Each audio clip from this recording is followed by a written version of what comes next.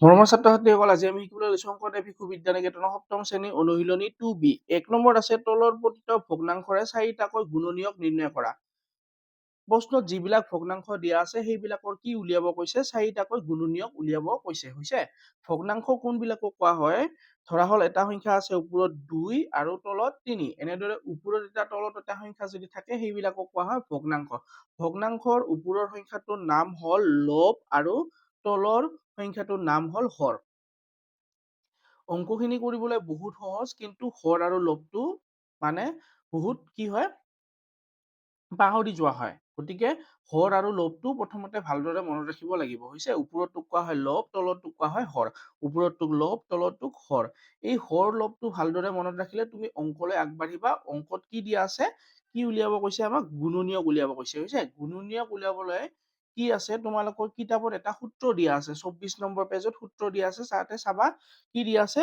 কোনো ভগ্নাংশৰ গুণনীয়ক উলিয়াবলৈ হলে আমি কি জানিব লাগিব, সেই দিয়া ভগ্নাংশটোৰ লবৰ গুণনীয়ক। মানে লব মানে কি, ওপৰতো ইয়াতে যেনেকে 2 আছে সেই তাতেও কি থাকিব, এটা লব থাকিব। সেই লবটোৰ কি জানিব লাগিব, গুণনীয়ক জানিব লাগিব। হৈছে তাৰপাছত গুণনীয়ক মানে আন একো নহয়, যে গুণনীয়ক মানে কাৰ কথা কৈছে, উৎপাদকৰ কথা কৈছে। গুণনীয়ক শুনি ভয় খাব নালাগে, উৎপাদক আগতেই কৰি আহিছে। গতিকে উৎপাদকৰ আন এটা নামেই হল গুণনীয়ক। গতিকে লবৰ কি উলিয়াব লাগিব, লবৰ উলিয়াব লাগিব গুণনীয়ক বা উৎপাদক।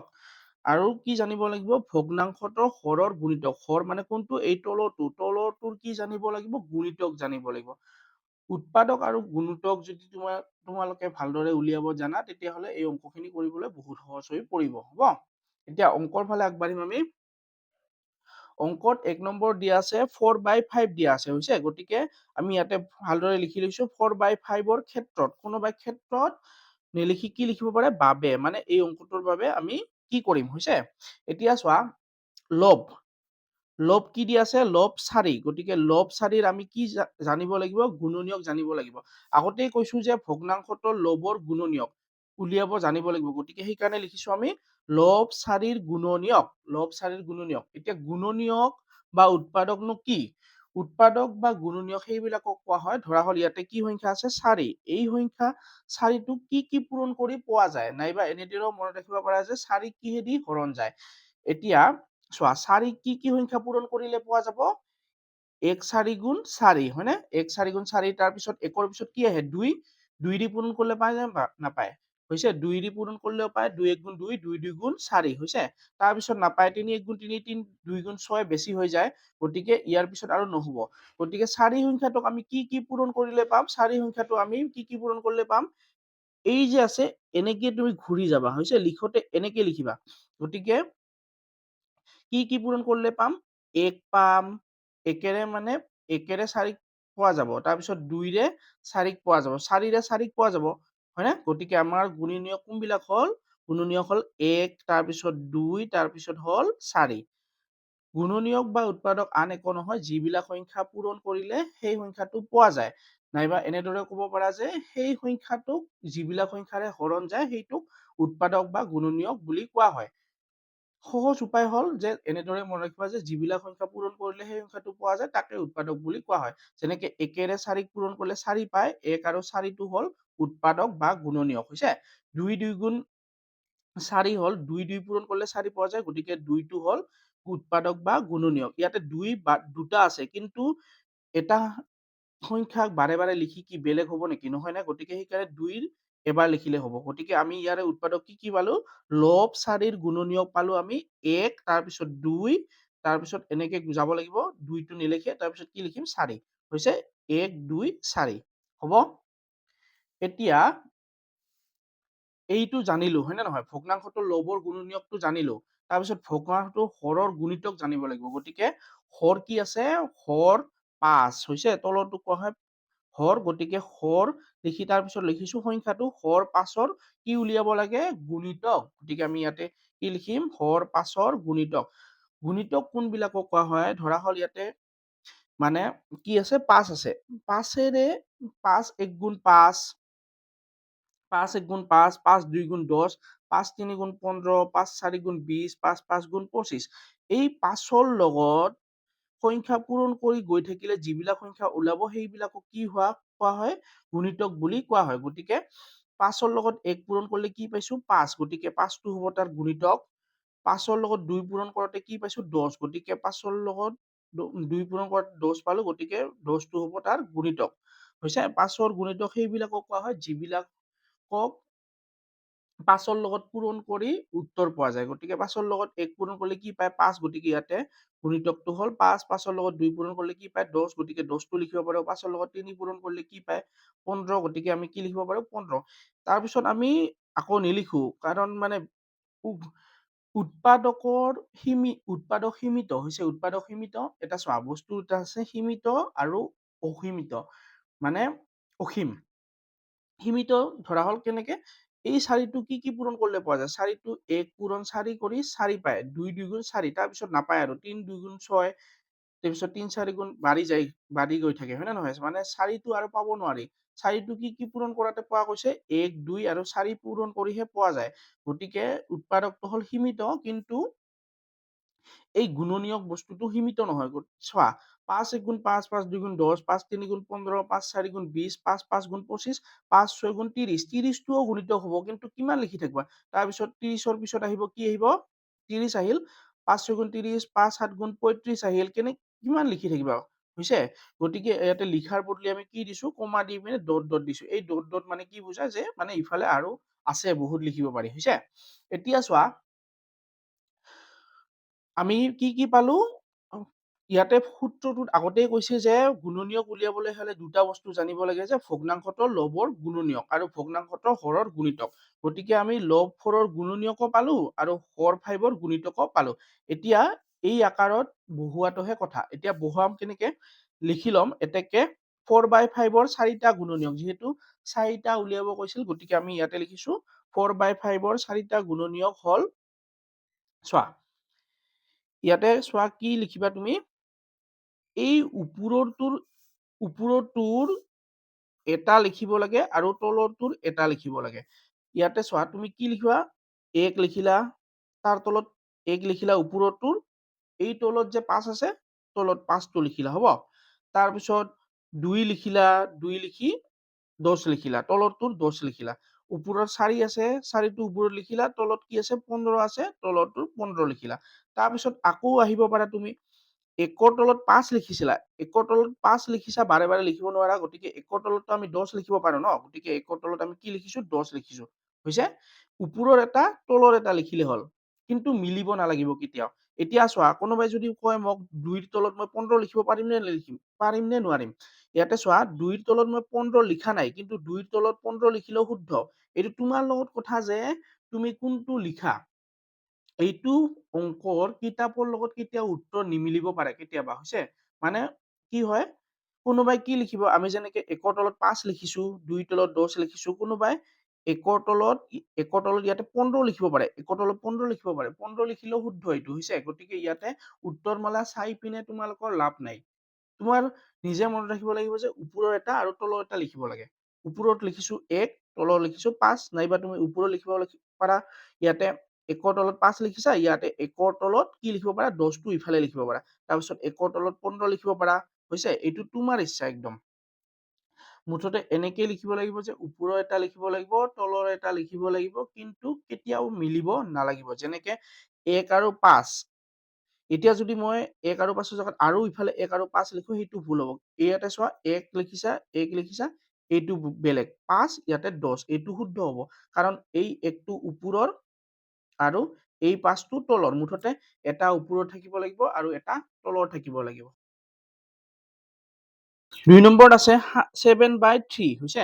7/3ৰ ক্ষেত্ৰত নিলিখি তুমি কি লিখিব পাৰা বাবে, 7/3ৰ বাবে কি লিখিব লাগিব লবটো জানিব লাগিব। লবটো হ'ল ওপৰতটো, গতিকে লব 7, লব 7ৰ গুণনীয়ক উলিয়াব লাগিব। গুণনীয়ক কোনবিলাকক কয়, এই 7 সংখ্যাটো যিবোৰ সংখ্যা পূৰণ কৰি পোৱা যায় সেইবিলাক তাত উৎপাদক বা গুণনীয়ক। 7 সংখ্যাটো আমি কি পূৰণ কৰিলে পাওঁ 1 7 গুণ 7, গতিকে 1 আৰু 7টো হ'ব তাৰ উৎপাদক বা গুণনীয়ক। হৈছে? সেইকাৰণে লিখিছো লব 7ৰ গুণনীয়ক হ'ল 1 আৰু 7।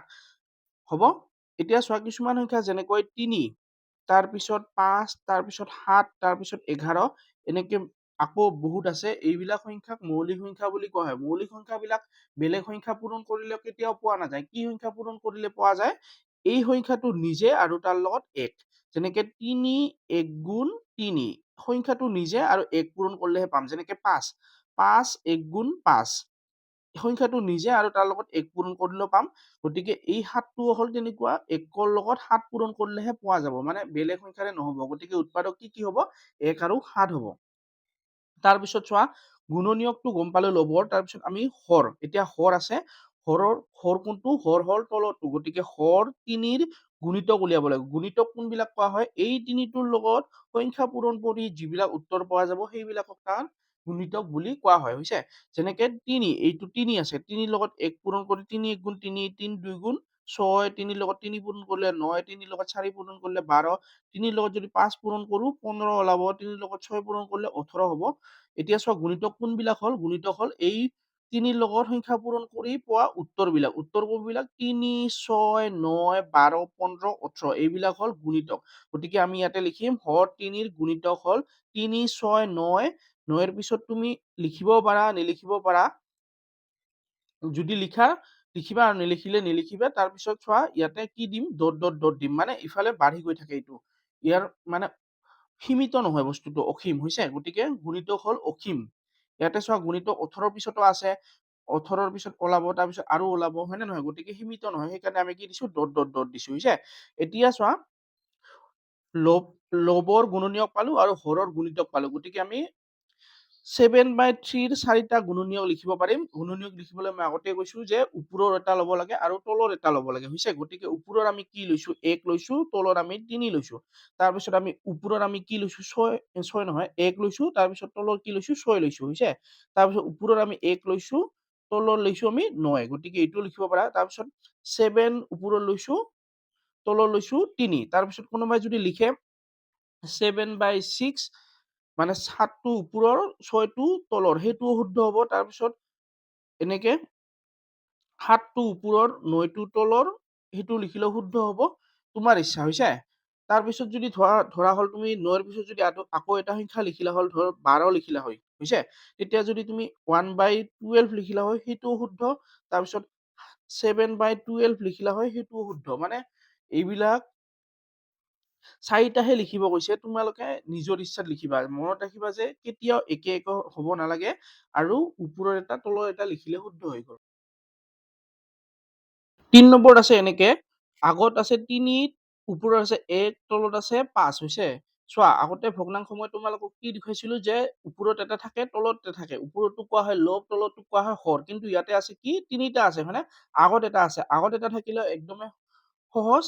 আগত এনেকৈ যদি এটা থাকে তেতিয়া তাক কোৱা হয় মিশ্ৰ ভগ্নাংশ বুলি কোৱা হয়। হৈছে? নামটো কি? মিশ্ৰ ভগ্নাংশ। যেতিয়া এনেকে ৩টা দেখিবলৈ পাবা তেতিয়া তাৰ নাম হ'ল মিশ্ৰ ভগ্নাংশ। এই মিশ্ৰ ভগ্নাংশটোক আমি কি কৰিব লাগিব? দুটা থকালৈ ৰূপান্তৰ কৰিব লাগিব। দুটা থকালৈ ৰূপান্তৰ কৰাটো এটা নিয়ম আছে। চোৱা একদম সহজ। এইখিনি লিখি ললা। ইয়াতে তলত কি আছে? তলত কি আছে? ৫ আছে। হৈছে? তলত যিটো থাকে সেইটো চাই চাই লিখি দিবা। ইয়াতে তলত ৫ আছিল, গতিকে তলত কি লিখিম? ৫ লিখিম। কিন্তু এই ওপৰৰ সংখ্যাটোহে বদলিব। বদলে কেনেকে? এই তলৰ সংখ্যাটোৰ লগত এই আগত থকা সংখ্যাটো কি হয়? পূৰণ হয়। হৈছে? এই আগত থকা সংখ্যাটো কি হয়? পূৰণ হয়। পূৰণ হোৱাৰ পিছত যিটো উত্তৰ পোৱা যায় তাৰ লগত এই ওপৰতটো কি হয়? যোগ হয়। হ'ব? ফাৰ্ষ্ট পূৰণ, তাৰপিছত যোগ। গতিকে ইয়াতে চোৱা ৫ ৩ গুণ ১৫, ১৫ৰ লগত কি যোগ হ'ব? ১। গতিকে ১৫ৰ লগত ১ যোগ হৈ হৈছে ইয়াতে ১৬। একদম সহজ। প্ৰথমে এইটোৰ তলত যিটো থাকে সেইটো লিখিবা, তাৰপিছত ওপৰতটো বদলিব। ওপৰতটো বদলিবৰ কাৰণে কি লিখিব লাগে? ইয়াৰ লগত এইটো পূৰণ কৰি যিটো উত্তৰ তাৰ লগত ওপৰতটো যোগ। ৫ ৩ গুণ ১৫, ১৫ একে ১৬। হৈছে? এইটো লিখিছা। লিখাৰ পিছত ইয়াতে কি কৰিছো? ৩টাৰ পৰা ২টা বনাই লৈছো। হৈছে? ২টা বনাই লোৱাৰ পিছত আমি কি পালো? এটা ওপৰতটো লব, তলতটো হৰ। লব হ'ল 16, হৰ হ'ল ৫। হৈছে? এতিয়া 16/5ৰ ক্ষেত্ৰত নিলিখি কি লিখিব পাৰি? বাবে লিখিব পাৰি। হৈছে? বাবে। গতিকে অংকটো আমি কৰিবলৈ এতিয়া আগবাঢ়িম।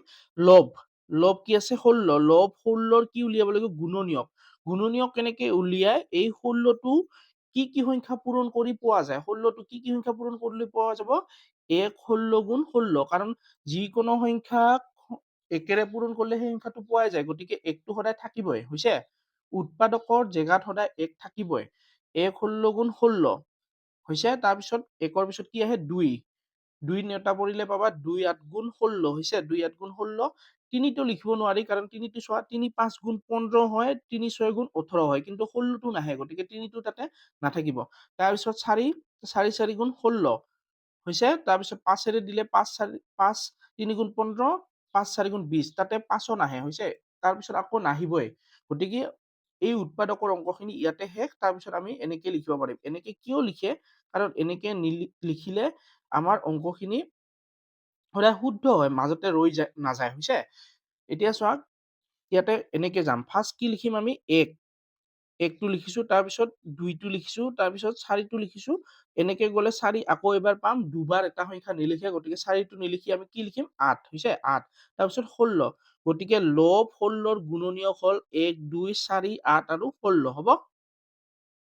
এতিয়া লবৰ আমি গুণনীয়ক জানিলো, এতিয়া হৰৰ আমি কি জানিব লাগিব, হৰৰ গুণিতক। গতিকে হৰ আছে আমাৰ 5, হৰ 5ৰ গুণিতক হ'ল, গুণিতক কোনবিলাকক কোৱা হয়, সেই সংখ্যাটোৰ লগত, ইয়াতে 5 আছে, 5ৰ লগত সংখ্যা পূৰণ কৰি যিবিলাক উত্তৰ পোৱা যাব সেইবিলাকক তাৰ গুণিতক বুলি কোৱা হয়। যেনেকে 5 1 গুণ 5, 5 2 গুণ 10, 5 3 গুণ 15, 5 4 গুণ 20, 5 5 গুণ 25, এই উত্তৰবিলাক হ'ল তাৰ গুণিতক। 5 10 15 20 25, 5 6 গুণ 30, 5 7 গুণ 35, এই গোটেইবিলাক হ'ল গুণিতক।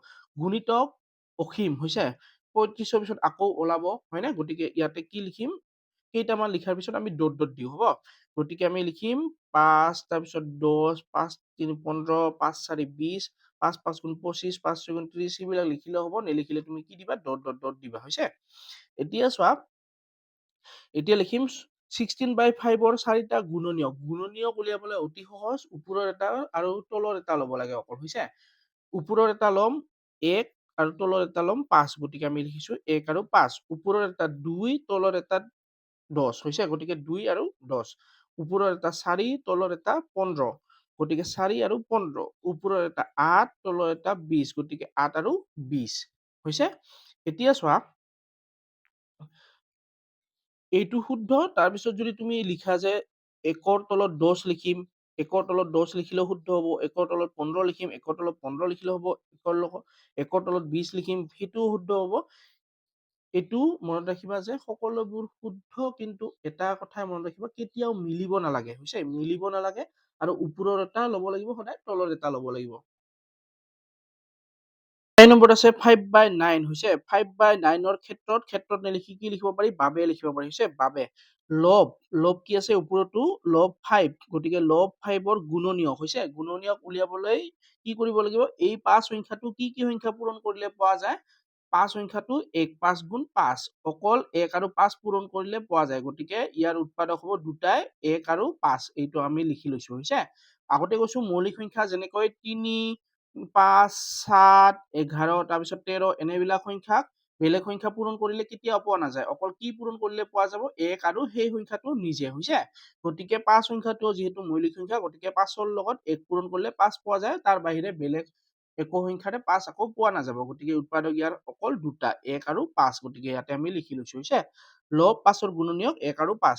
তাৰপিছত হৰ, হৰ কি, হৰ তলতো হৰ হ'ল 9, গতিকে হৰ 9ৰ গুণিতক। গুণিতক মানে কি, এই 9ৰ লগত সংখ্যা পূৰণ কৰি যিবিলাক উত্তৰ পোৱা যাব সেইবিলাক তাৰ গুণিতক। যেনেকে 9 1 গুণ 9, 9 2 গুণ 18, 9 3 গুণ 27, 9 4 গুণ 36, 9 5 গুণ 45, এনেকে বাঢ়ি গৈ থাকিব। এই যিবিলাক উত্তৰ পালো সেইবিলাক তাৰ গুণিতক হ'ব। গতিকে আমি লিখিছো 9, তাৰপিছত 18, তাৰপিছত 27, তাৰপিছত তুমি 36 লিখিব পাৰা, 45 লিখিব পাৰা, তাৰপিছত লিখি ডট ডট দিব পাৰা হৈছে। তোমাৰ ইচ্ছা তুমি কিমান লিখা। গতিকে তাৰপিছত আমি কৰিম, এতেকে 5/9ৰ 4টা গুণনীয়ক। গুণনীয়ক উলিয়াবলৈ কি কৰিব লাগে, ওপৰৰ এটা তলৰ এটা, গতিকে ওপৰৰ আমি কি লৈছো, 1 লৈছো, তলৰ 9 লৈছো হৈছে, 1 আৰু 9। ওপৰৰ আমি কি লৈছো, 1 লৈছো, তলৰ আমি কি লৈছো, 18, গতিকে 1 আৰু 18। ওপৰৰ আমি কি লৈছো, 1, তলৰ আমি লৈছো 27, গতিকে 1 আৰু 27। এতিয়া চোৱা, ইফালে যদি তুমি আকৌ ললা হয় 36, তেতিয়াহ'লে তুমি 1 ওপৰৰ তলৰ 36, সেইটো লিখিলে শুদ্ধ হ'ব, যিহেতু আমি ইয়াতে লিখা নাই, গতিকে আমি ইয়াতে কি লিখিব লাগিব, 5ৰ তলত এটা লিখিব লাগিব, 5 ওপৰৰ আৰু 9টো তলৰ, গতিকে আমি ইয়াতে লিখিছো 5/9। তাৰপিছত 5/18 লিখিলেও হ'ব, 5/27 লিখিলেও হ'ব, সকলোবিলাক শুদ্ধ, খালি মনত ৰাখিবা কেতিয়াও মিলিব নালাগে আৰু ওপৰৰ এটা তলৰ এটা ল'ব লাগে আৰু কেইটা লিখিব কৈছে সেইটোহে মনত ৰাখিব লাগে। কেইটা লিখিব কৈছে? 4টা লিখিব কৈছে, গতিকে আমি 4টাৰ ওপৰত নিলিখিম। 5 নম্বৰত আছে, ওপৰত আছে 18, তলত আছে 15। 18/15 ক্ষেত্ৰত বা বাবে হৈছে, ক্ষেত্ৰত নিলিখি কি লিখিব পাৰা? বাবে। এতিয়া চোৱা, ওপৰত লব আছে 18, হৰ আছে 15, গতিকে লব 18ৰ গুণনীয়ক উলিয়াব লাগিব। গুণনীয়ক হৈছে, গুণনীয়ক কোনবিলাকক কোৱা যায়? এই 18 সংখ্যাটো কি কি সংখ্যা পূৰণ কৰিলে পোৱা যাব? আমি আগতে কৈছো যে একেৰে সকলো সংখ্যাক পূৰণ কৰিলে সেই সংখ্যাটো ঘূৰাই পোৱা যায়, গতিকে 1 18 গুণ 18 হ'ব। তাৰপিছত 1ৰ পিছত কি আহে? 2, তাৰপিছত 2 নেওতা পৰিবা তুমি, 2 9 গুণ 18 হৈছে। তাৰপিছত 3 নেওতা পৰিবা, 3 6 গুণ 18। তাৰপিছত 4 নেওতা পৰিবা, 4 3 গুণ 12, 4 4 গুণ 16, 4 5 গুণ 20, 18টো নাহে, গতিকে 4টো নহ'ব। তাৰপিছত 4 পিছত আকৌ বেলেগ বিলাক নহ'ব, 5 নহ'ব, 6টো হয়। চোৱা, 6 3 গুণ 18, কিন্তু 3 6 পূৰণ কৰিলে 18 হয়, 6 3 পূৰণ কৰিলে 18 হয়, গতিকে বেলেগ বেলেগটো নহয় না, 6 আৰু 3 থাকে, গতিকে এইটো আকৌ নিলিখে হৈছে। 6 পূৰণ কৰিলে পাব, তাৰপিছত 7 নহয়, 9 8 নহয়, 9 পূৰণ কৰিলে পাব, 9টো লিখিছোৱে, গতিকে 9টো আকৌ নিলিখে। এবাৰ লিখা সংখ্যাবিলাক বাৰে বাৰে নিলিখে হৈছে, গতিকে আমি ইয়াৰ উৎপাদক কেইটা পাম? ইয়াৰ উৎপাদক হ'ব 1, এনেকে আহিব, 1 লিখিছো, তাৰপিছত 2, তাৰপিছত 3, তাৰপিছত 6, তাৰপিছত 9, তাৰপিছত 18 হ'ব। গতিকে লব 18ৰ গুণনীয়ক হ'ল 1 2 3 6 9 আৰু 18 হ'ব। তেতিয়া লবৰ গুণনীয়ক জানিলো, আমি কি জানিব লাগিব? হৰৰ গুণিতক হৈছে, হৰৰ গুণিতক, গতিকে হৰ আছে কি? 15, গতিকে হৰ 15ৰ গুণিতক। 15ৰ লগত এই 15ৰ লগত সংখ্যা পূৰণ কৰি যিবিলাক উত্তৰ পোৱা যাব তাক কোৱা হ'ব গুণিতক। গতিকে 15 1 গুণ 15, 15 2 গুণ 30, 15 3 গুণ 45, 15 4 গুণ 60, 15 5 গুণ 75, 15 6 গুণ 90 হৈছে। আৰু যদি কাৰোবাৰ নেওতা মনত নাথাকে তেতিয়াহ'লে তুমি পূৰণ কৰি ল'ব, এনেকে হৈছে। পূৰণ কৰাতে কি নিয়ম? সংখ্যাটো বহুৱাই ল'বা, একেৰে পূৰণ কৰিব নালাগে, কাৰণ একেৰে যিকোনো সংখ্যা পূৰণ কৰিলে সেই সংখ্যাটো ঘূৰাই পোৱা যায় হৈছে। গতিকে 15 1 গুণ 15 হ'ব, 15 2 গুণটো কৰো চোৱা, 15টো বহাই লৈছা, তাৰ তলত 2, 5 1 গুণ 5, 5 2 গুণ 10, 10ৰ 0 হাতত থাকিল 1, তাৰপিছত 2 1 গুণ 2, এই 1টো ইয়াতে যোগ হ'ব, কিমান হ'ব? 3, গতিকে 15 2 গুণ 30, তাৰপিছত 15 3 গুণ 45, 15টো লিখিলা, তাৰ তলত 3 দিলা, এই ইফালতো কি দিব লাগিব? আগত কৰিব লাগিব, 5 3 গুণ 15, 15ৰ 5 হাতত থাকিল 1, 3 1 গুণ 3, এই হাতত থকা 1 4 হৈছে। গতিকে ইয়াতে তেনেকে লিখিব পাৰিবা, একো ভয় খাব নালাগে। নেওতা নাজানিলেও ভয় খাব নালাগে, অকল কি জানিব লাগিব? 1ৰ পৰা 10লৈকে ভালদৰে মনত ৰাখিব লাগিব, জানিব লাগিব হৈছে। বাকীখিনি তুমি বনাই ল'ব পাৰিবা নিজে। এতিয়া চোৱা, 15 লিখিছো, তাৰপিছত 30 লিখিছো, তাৰপিছত 45 লিখিছো, তাৰপিছত 60 লিখিছো, তাৰপিছত ডট ডট ডট দিছো হৈছে। যদি তুমি লিখা তোমাৰ ইচ্ছা, কিন্তু সদায় মনত ৰাখিব লাগিব, সময় বচাব লাগিব, অংকটো শুদ্ধ হ'ব লাগিব। গতিকে বেছি লিখিলেও নম্বৰ নিদিয়ে হৈছে, গতিকে ইমান লিখি পিনে লাভ নাই। এতিয়া চোৱা, এতেকে 18/15ৰ 4টা গুণনীয়ক হ'ল, কেইটা লিখিব লাগে? 4টা, গতিকে 4টা গুণনীয়ক হ'ল, ওপৰৰ এটা তলৰ এটা, ওপৰৰ 1 তলৰ 15, গতিকে 1 15, ওপৰৰ 2 তলৰ 30, গতিকে 2 30, ওপৰৰ 3 তলৰ 45, গতিকে 3 45, ওপৰৰ 6 তলৰ 60, গতিকে ওপৰৰ 6 তলৰ 60। এতিয়া 1ৰ তলত 15 যেনেকে লিখিছা, 1ৰ তলত 30 লিখিব পাৰা, 1ৰ তলত 30 লিখিব পাৰা, 1ৰ তলত 45 লিখিব পাৰা, 1ৰ তলত 60 লিখিব পাৰা, হয়নে? চব বিলাক শুদ্ধ, খালি অকল মনত ৰাখিবা কেতিয়াও মিলিব নালাগে আৰু ওপৰৰ এটা তলৰ এটা ল'ব লাগে।